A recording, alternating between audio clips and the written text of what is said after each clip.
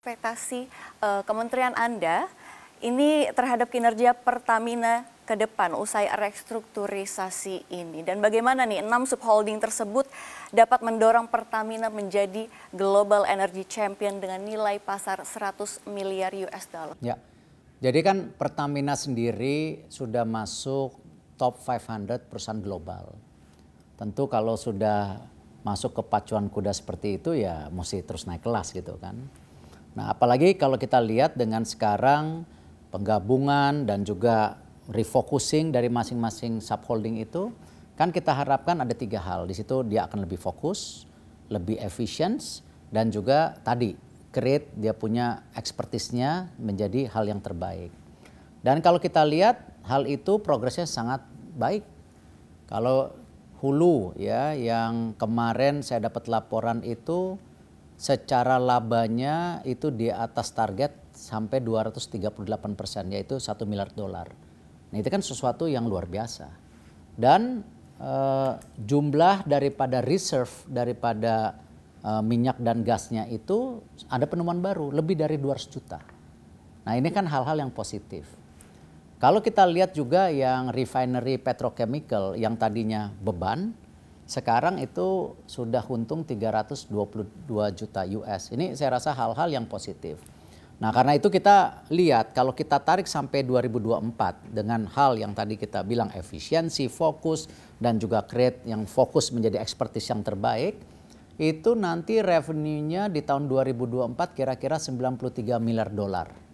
Ya, jadi kalau valuasinya 100 miliar, revenue-nya 93, kan itu cuma 1 kali berapa.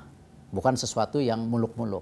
Tapi memang harus kerja keras. Apalagi kalau di situ di tahun 2024 kita targetkan yang namanya net profitnya itu kira-kira 21 miliar dolar. Jadi hal yang saya rasa bismillah kita harus lakukan kerja keras.